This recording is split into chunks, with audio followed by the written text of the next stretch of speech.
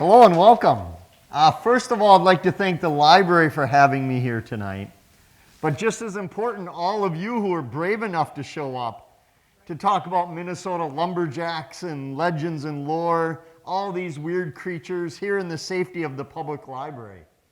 I'll keep this a little less formal since we have a smaller crowd, but as you heard, my name is Chad Lewis. I'll be your presenter for this program. And although my background is in the field of psychology, for the last nearly 30 years I've been traveling the world, as you heard, in search of the strange and unusual. Everything from roadside attractions to weird people, odd places, you name it. If it's just a little strange and offbeat, I've traveled the globe in search of this weird history, anomalies, and just cool places to visit. But it seems like I was always destined to sometime come around lumberjacks. I was born in Eau Claire, Wisconsin, which, if you're familiar with Eau Claire, the nickname is Sawdust City because of all the lumber mills that we had during the lumber industry. As a grade schooler, we took field trips down to our Paul Bunyan Logging Museum in Carson Park. Here we would learn about the history of logging in the Chippewa Valley. When I went to college, I went to UW Stout, which was formed by James Huff Stout, a lumber baron of the area. So it seemed like lumberjacks is just something I should have always come back to. And that's what we're going to explore tonight. For the next 45 minutes or so, we're going to take a trip back to the days when the lumberjacks were everywhere in the Northwoods of the Midwest. So let's set the scene. Obviously, the lumber industry I'm talking about takes place back when Minnesota was still a territory, when it was said that you could travel from one part of the state to another without ever leaving treetops if you wanted. You'd never have to touch the ground. And we're going to be focusing really, you can see how many acres and how much of it was covered with forest. The heyday is where we're going to be focusing on, the mid-1800s to about the early 1900s. So setting the scene, lumberjacks worked mainly during the winter. And they did this for several reasons. One, you didn't have to deal with all those pesky Minnesota bloodsuckers and ticks. Two, it was much easier to use horse and oxen to pull these large sleighs of wood when you could ice the roads. And they would pull these heavy loads all the way down to the riverbanks.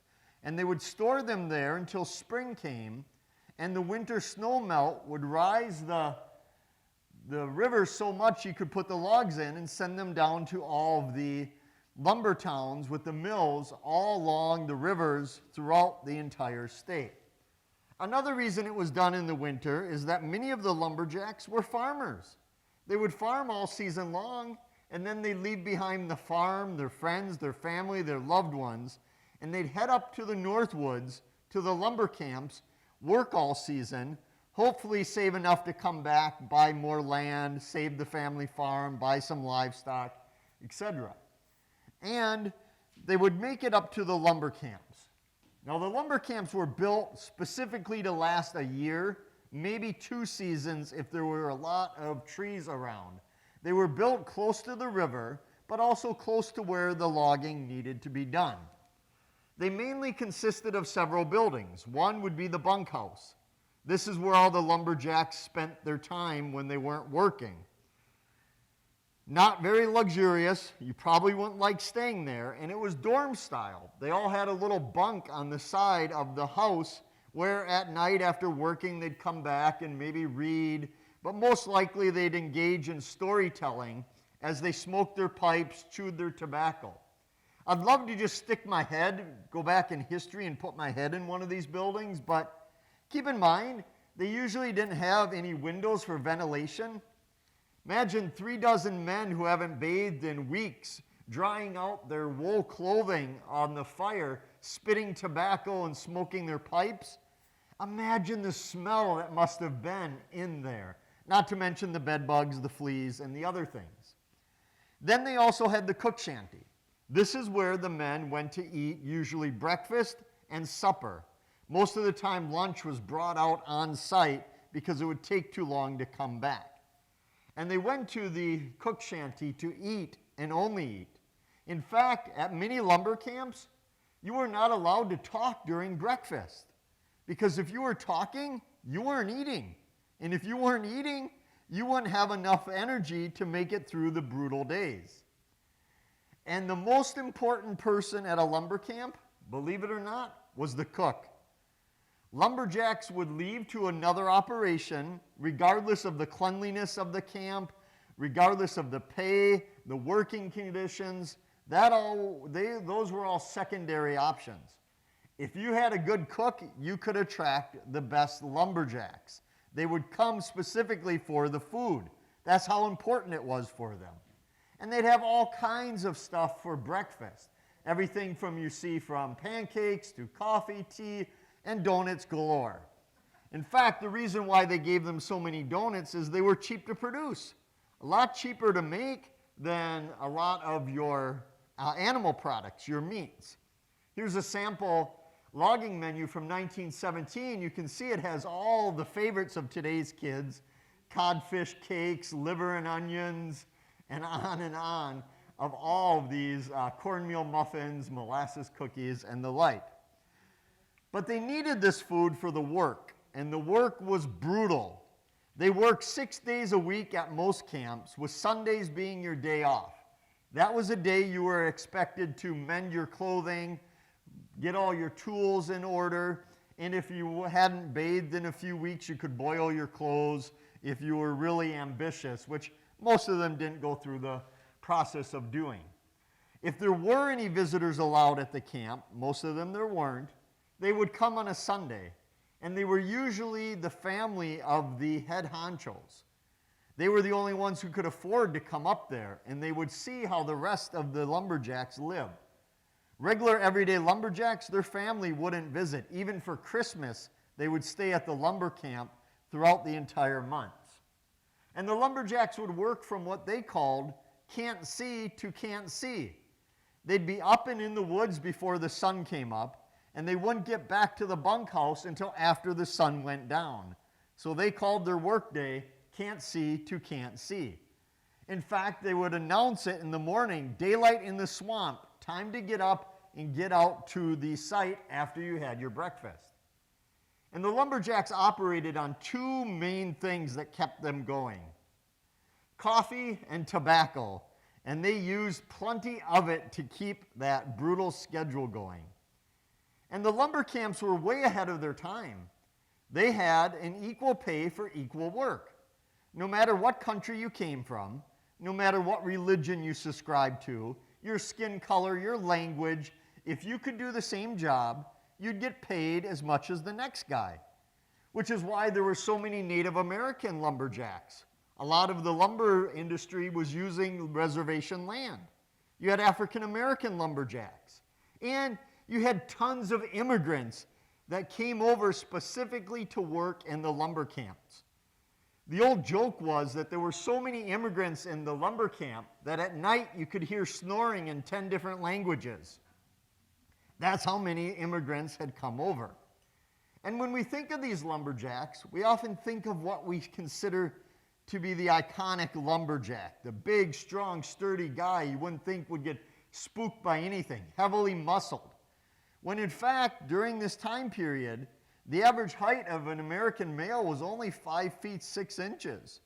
Most of the lumberjacks were a bit smaller, somewhere around 5'3", 130 pounds. But this didn't mean that they couldn't work. They worked extremely hard, and they prided themselves on the work.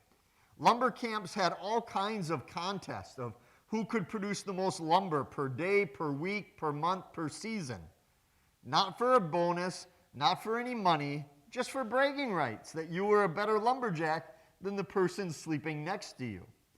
In fact, if you showed up at a lumber camp and were not willing to work, you probably wouldn't last very long without getting your days, which is your pay, and then taking off. And they needed specific clothing for this work. Most importantly, they needed stagged pants. And that was just pants that they would cut the bottoms off, because when they were out working in the woods with the snow, the bottoms of their pants would get wet it would melt the snow, and then it would freeze, and they'd be walking around with the equivalent of frozen boards to their legs.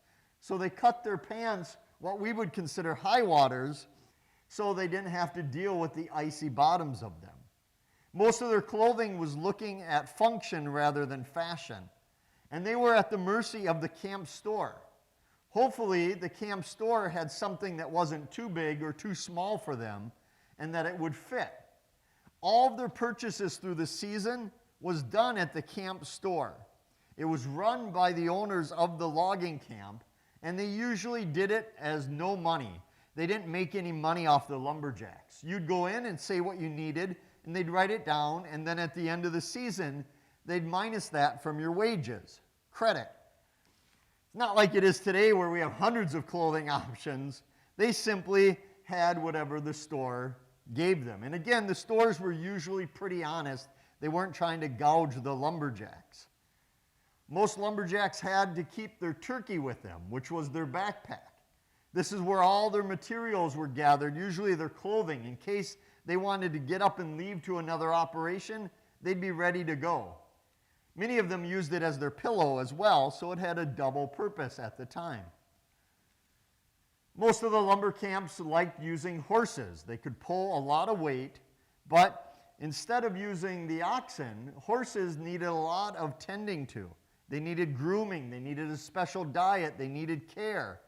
Whereas an ox pretty much left it on its own. And they did. It was said that the ox had such a brutal, short, physical life at the lumber camps, then when they died, they become hodags, which we'll get to the hodag a little bit later in the program. Like most Americans back then, they were extremely superstitious. They had all sorts of beliefs. They would never enter a room where the wood was not facing vertically to them. If the wood was facing the wrong way, they would not enter. If they had to enter, it would be considered bad luck. So they would turn around and enter the room backwards in order to thwart this bad luck. Also, you'd never enter and exit a building throughout a different door. You'd always use the same door you came in to leave, so you did not take the good or bad luck of the building with you. So when you entered a building, don't go out the back door. They hated using poplar and cutting it, which is a series of trees that they would not work with. And they believed in all kinds of crazy creatures. How many of you have ever heard of a snow snake? Probably not many of you, because they migrated here from Siberia.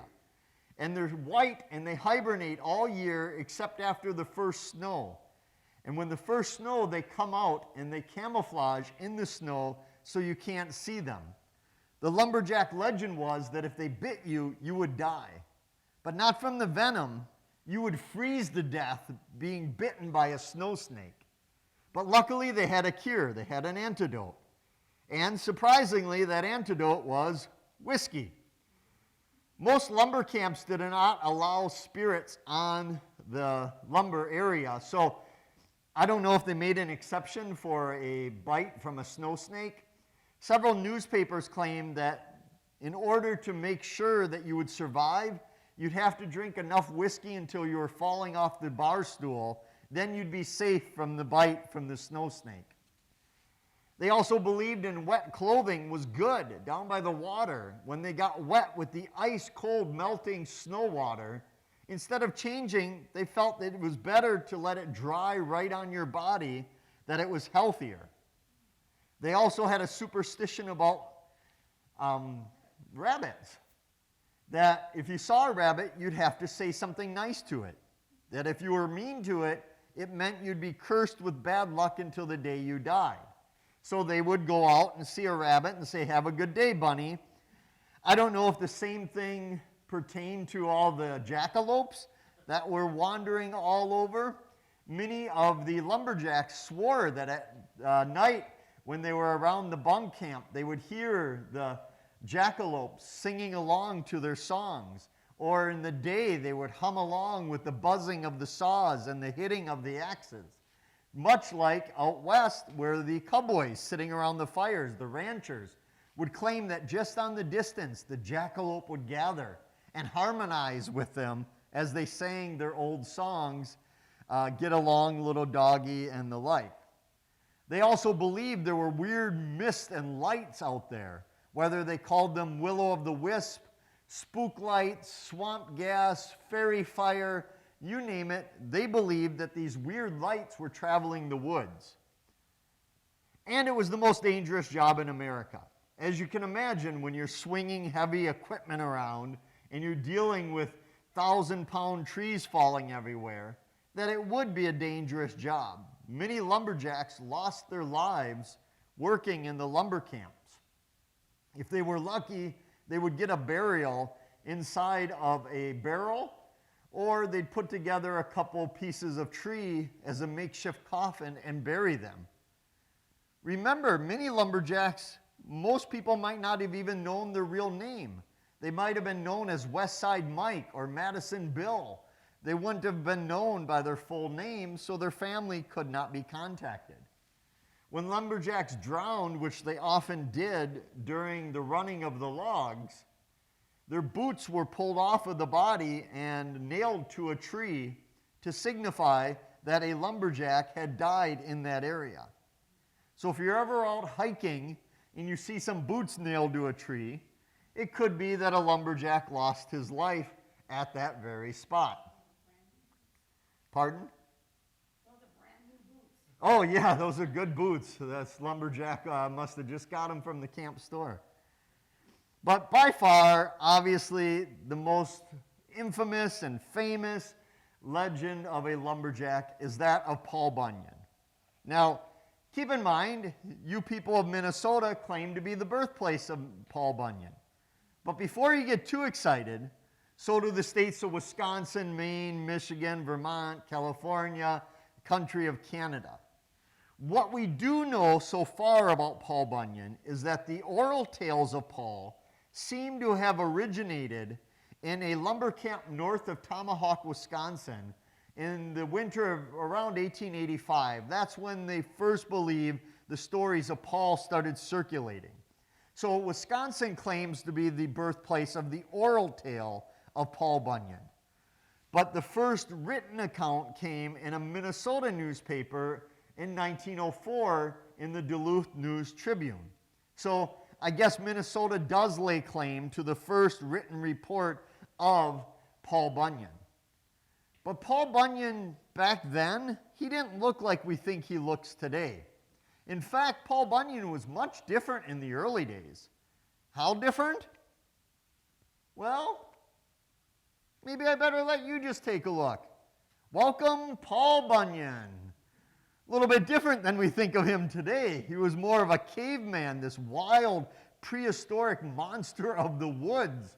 As you can see, this is how he looked in 1916. A few decades later, he was looking different again. This was the depiction of Paul that was used on a lot of the lumber advertisements on their products throughout the United States. Quite a bit different than how we see Paul here today. And everybody knows Paul Bunyan, but the story of Paul began with his birth, whether it was in Wisconsin or Minnesota or Canada or wherever. Paul was gigantic. They have his cradle in Akeley, Minnesota. You can go there and fit two people laying down right next to each other. That's how big his cradle was. If you head over, you can see Paul Bunyan's marble in Chisholm as well. It's a natural sphere of granite, about 9,000 pounds. You won't be able to push it, but Paul Bunyan pushed it no problem. He had a humongous appetite. One legend told that his skillet was so big that his cooks would slap pieces of bacon or butter on their feet and skate around it, greasing up the griddle for Paul to make the food. And then, of course, Paul had Babe the Blue Ox. A lot of people are familiar with the story of Paul and Babe, but nobody knows how they actually met. Well, I'm going to tell you how they met. They met during the winter of the blue snow. The weather was so horrible that everybody was cursing a blue streak so long that it turned all the snow blue in Minnesota. It was so cold that winter. How cold? It was so cold that fish grew fur to stay warm. It was so cold that winter. How cold?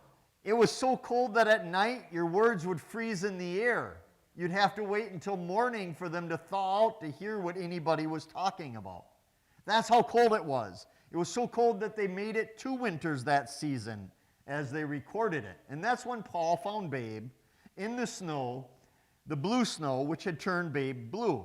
So Paul took Babe into his lumber camp, and like everything around Paul Bunyan, Babe grew to an enormous size.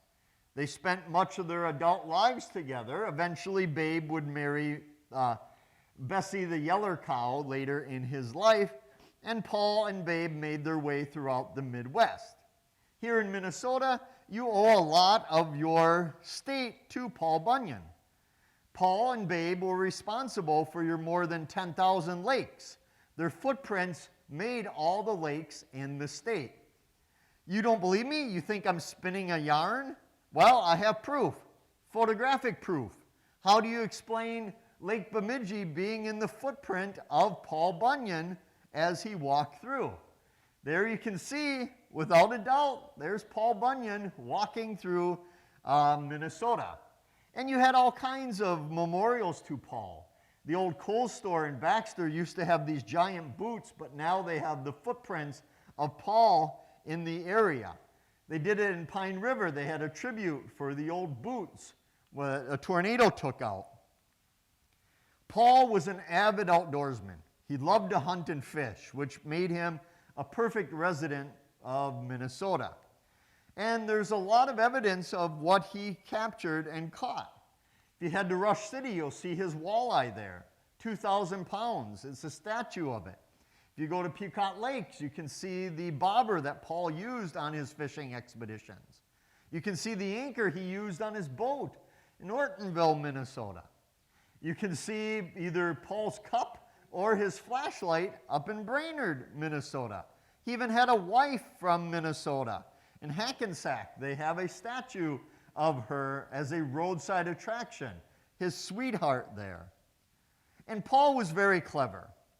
Even though they used the winter to do their lumber, they still had to deal with mosquitoes. And the Minnesota mosquito was particularly terrible. It would lift lumberjacks right off the banks of the water and carry them away. So the lumberjacks turned to Paul Bunyan to get rid of these mosquitoes. So Paul thought, and he remembered that when he was logging down in the south of the U.S., he had a similar problem with huge bees that were terrorizing the lumber camps. So he came up with a plan to have one of his colleagues go down south, grab the bees, and bring them up north to kill the mosquitoes. We know this actually happened because we have a drawing of them coming up from the south to Minnesota. But the problem was it backfired. The mosquitoes got along well with the bumblebees. In fact, they started marrying one another and producing offspring that was termed the bee-skeeto. It would have a stinger on the front and the back so it could get you whether you were coming or going. Years later, they mated with fireflies, producing offspring that could see in the dark, so even at night you were not safe from these bee-skeetos. There we go. Paul, if you go to Bemidji, you'll see some of Paul's stuff in their museum there, including his hunting rifle and shotgun. It was said that Paul was such a crack shot that he could shoot ducks so high in the sky that the meat spoiled before they hit the ground. That's how good of a shot Paul Bunyan was. He also made the Round River, created it, and many of his colleagues would get in the river and try to float downstream, and they kept passing by the same landmarks over and over until they realized it was the Round River, eventually became the Round Lake. But Paul wasn't alone. He had all kinds of friends, including Sport the Reversible Dog. Sport came into Paul's lumber camp at night, and Paul mistook it for a rat. So he threw his hatchet and cut it in half. But when he went over, he realized it was a small dog. So he quickly sewed it together, wrapped it up in a flannel blanket, nursed it back to health. And when it was back to health, he unwrapped it and realized his mistake. In the darkness, he had sewn his back legs facing upwards toward the sky rather than down facing the earth. But this turned out to be a great mistake for sport because it was said that sport could track down any animal it wanted because sport would run on his front legs until he got tired. Then he'd just flip over and run on his back legs till they got tired and keep flipping back and forth, meaning that he never got tired. Paul also had an accountant, Johnny Inkslinger. And Johnny Inkslinger was said to have used a split pencil so he could charge the lumberjacks twice for each of their purchases. But those who knew him said this was a bunch of bunk shanty talk, a bunch of bunk, meaning it wasn't real, wasn't a real story, fake story, bunk. That's where the word comes from. The only person besides Paul Bunyan that could handle Babe the Blue Ox was Brimstone Bill. And the reason that he could handle Babe the Blue Ox is because it was said that he could swear for 30 minutes straight without ever repeating the same swear word twice. That's how good of a swearer he was. And today we celebrate Paul Bunyan. Not only do you have the best roadside attractions in America about Paul Bunyan, but we also celebrate with the friendly competition for Paul's axe between the university football teams of Wisconsin and Minnesota, the Badgers and the Gophers. The tradition of Paul Bunyan's axe began back in 1948 after Wisconsin lost a game and refused to give the slab of bacon that they had used as a trophy. So they started it over as the Paul Bunyan axe. As of today, the two storied teams have had 130 meetings. Now, how many of you believe that out of those 130 meetings, Minnesota is in the lead? No one? How about the Badgers? Well, both would be kind of right because it's pretty much a dead even battle. The Badgers currently are 62-60 and 8 against Minnesota. They have the axe. There was no game last year because of the pandemic, but apparently they're going to play this year, so you do have your chance to get Paul Bunyan's axe back by beating the Badgers and creating that a little bit closer to 50-50. And then people talk about the death of Paul and Babe. Many people claim that Paul died at 99 years of age, and that if you go to Kelleher, his grave burial is still there in the park, and that Babe was buried nearby as well. But I think all the stories of Paul and Babe dying, they're the biggest biggest tall tale of them all. We all know Paul and Babe continue to live on. They're still patrolling the North Woods looking for the next lumber camp. But Paul and Babe weren't the only things these lumberjacks believed in. They had a whole slew of mysterious creatures that they believed in. Now remember, in this time period, the giant woods, the big woods as they were known, they were thought to be inexhaustible, never ending. Who knows what could be in the woods? When you're in your lumber camp at night and the wind whips through the trees, you had to have an explanation for that. It couldn't be the weather. It had to be these mysterious creatures, like the hodag. As I mentioned, the hodag looks like some prehistoric monster. Scales running down his back with spikes, huge fangs, tusks, large claws. The hodag was first reported by a man in Rhinelander, Wisconsin, Eugene Shepard, in 1893. He was a timber cruiser, which meant he went out scouting out the woods for timber companies to see how much profit would be in the woods. Most people don't know, but he was one of the first storytellers of Paul Bunyan. Some even give him credit for creating the story of Paul Bunyan. But whether or not he did, I don't know, but he did create the legend of the hodag, because he said he was out in the woods and he saw one of these things. As ferocious as it was, he gathered some of his buddies and they went on a hunting expedition and they captured one of these hodags. They then brought it to the carnivals and the local county fairs of that era, put it on display for anybody who would come and pay to see it. Eventually, he brought it to his home in Rhinelander, where he had a big pit dug out, and his kids were down in the pit maneuvering the hodag. Once it was found out that it was a hoax, more people came to see how he had done it than before when they thought it was real. Eugene Shepard, the trickster he was, said, "Well, of course it's a fake hodag. They're too dangerous for me to capture one. They're out in the woods. It would have killed me if I would have captured it." So the hodag continues on. You wouldn't believe how many people contact me every year asking where they can go to find a hodag, that they want to hunt for one and try to capture one. You don't have to worry so much about the hodag eating you, because the legend is the hodag only eats white bulldogs on Sundays only. Most people say that we have evidence that the hodag is real, because how many white bulldogs do you see these days? Not many, because the hodag is eating all of them. But if you survived the hodag, you'd have to watch out for the hoop snake. This was a snake that was so smart it could bite its own tail and create a hoop where it could go over 60 miles per hour chasing you as you tried to get away from it. But there were certain ways you could get away from the hoop snake. You could run through a fence and it wouldn't be able to get you. You could run uphill, which would slow it down, or the most dangerous is you could jump through it while it was chasing you. This was said to confuse it so much that it would lose its concentration and fall and then just scurry off and leave you alone. You could not climb a tree because it was said that this thing would wait for you under the tree.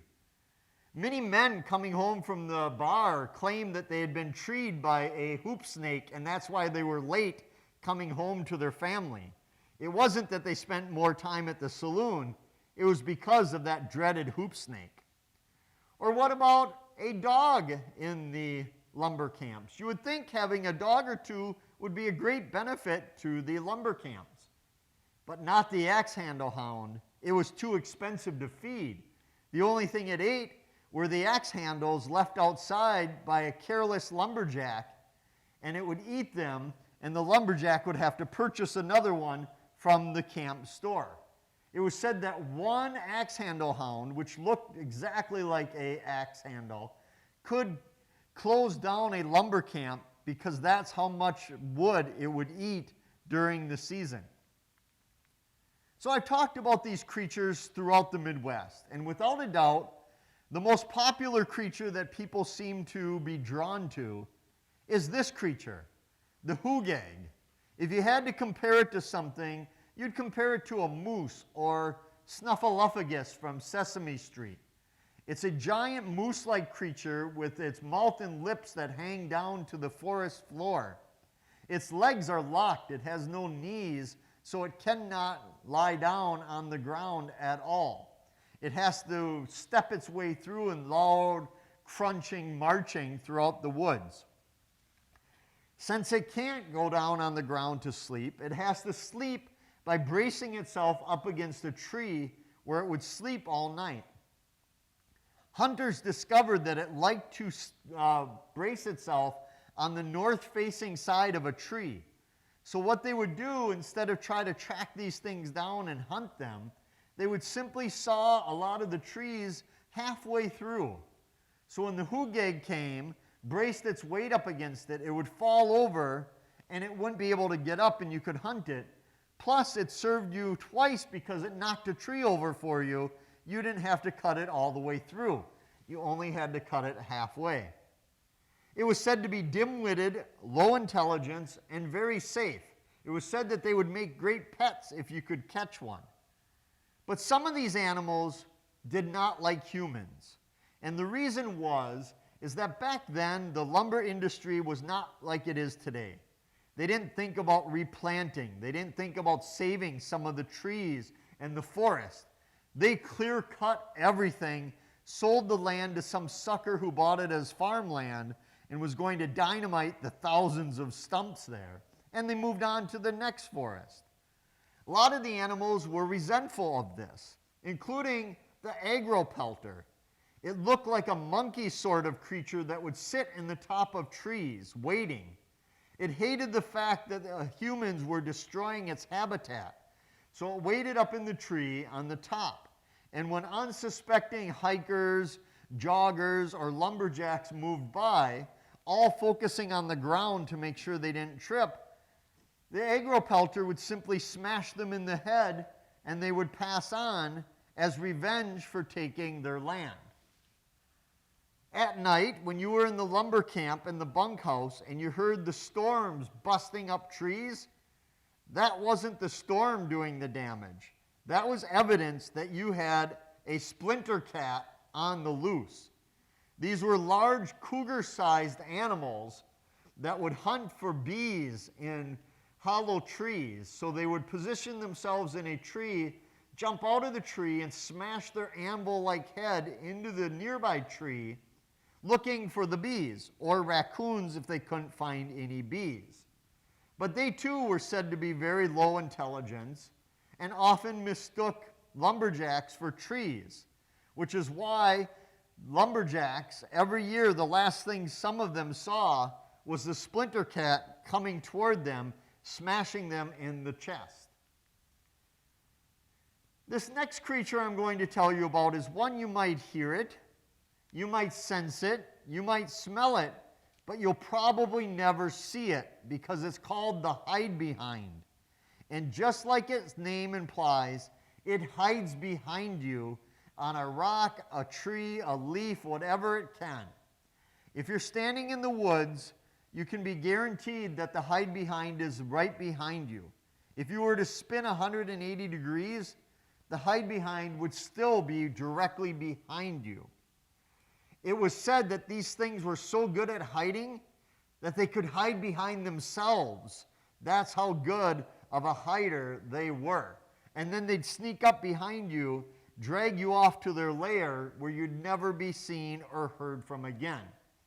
We assume this is what they look like, but nobody's caught a good view of them because obviously they've always been behind you. A lot of you who walk through the woods, go hiking, go camping, you've probably been on a hike when you felt like something was behind you. And when you spin around thinking maybe it's a fellow hiker, a jogger, a biker, and you realize nobody's there, you may want to take another look because something might be there hiding right behind you. And some animals simply just adapted to their environment, like the side-hill gouger. These animals spent their entire lives on mountains and hills, so much so that their bodies adapted by growing longer on one side than the other side so they could walk on these steep cliffs on the hill and not fall down. Of course, they could only walk in one direction. So if they came after you, you could turn around and run the other way, because if they fell down the hill, they could never get back up.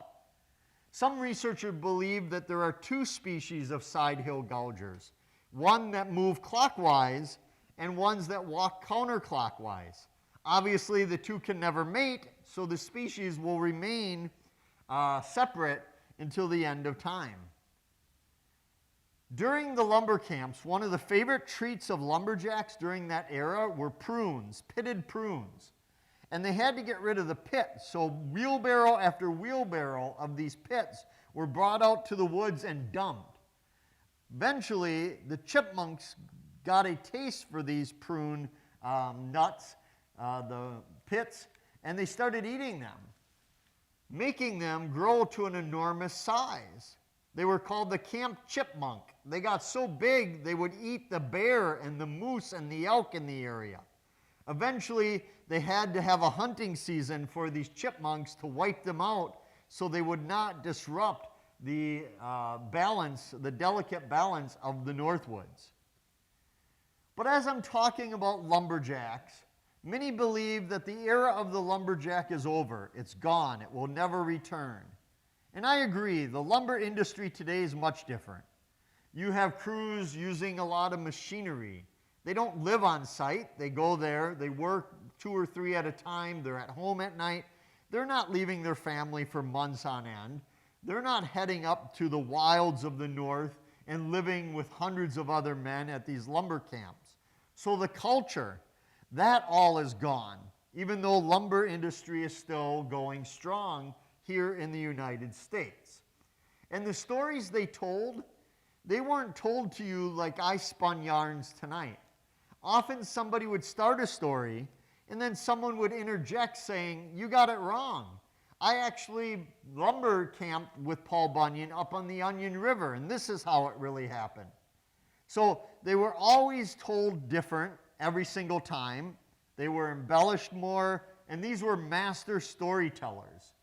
But a lot of the early stories of the lumberjacks, especially the Paul Bunyan stuff, has been lost to history. Because when sociologists, folklorists, and historians went to the lumber camps to collect these stories, they found that the overwhelming majority of them were sexist, racist, bigoted, and bragging of sexual prowess. So much that they said, we can't print these in the newspaper. Well, it'll be obscene. We'll get arrested. So a lot of those early stories were lost. Much of the stories about Paul and the rest of the gangs were more modern creations. The very earliest stuff was lost. But I don't think it's gone forever. I don't think we'll ever forget the lumber history of the Midwest. It's hard to overstate how much the lumber industry changed the Midwest. Think of in those days, everything was made from wood. All of your tools, your brooms, your shingles, your house, everything. This put the Midwest on the map for money-wise. And I think as long as people continue to head up north, as long as they go to their cabin, as long as they sit around a campfire, the stories of the lumberjack will never die.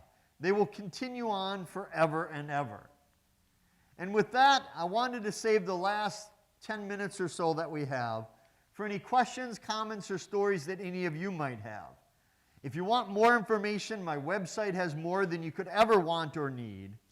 But I really hope your adventure doesn't end here at the program. Grab one of my books. Go on your own adventure of Minnesota.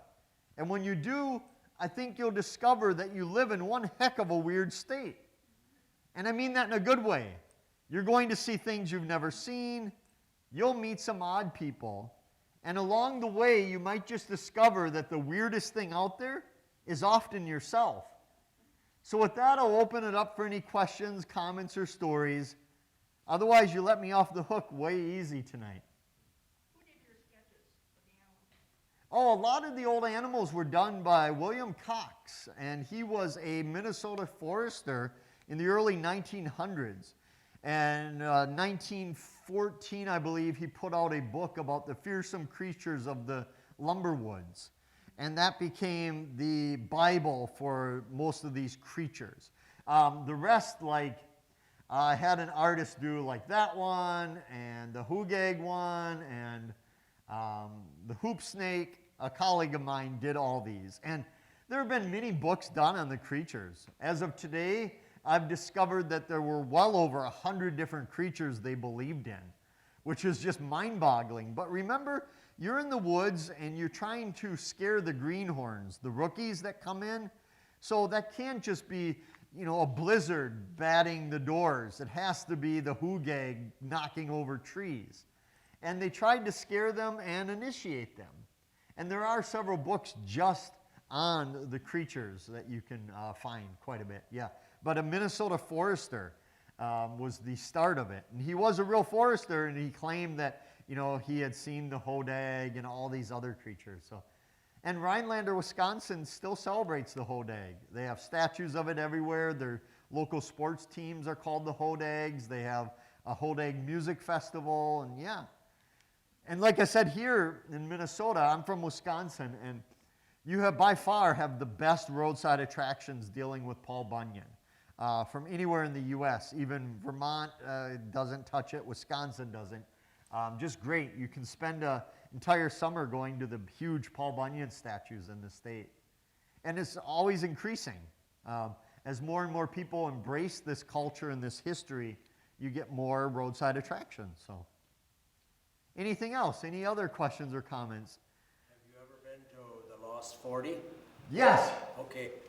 So the Lost 40 is 40 acres that was lost or kind of just passed over, the old growth. that wasn't cut down.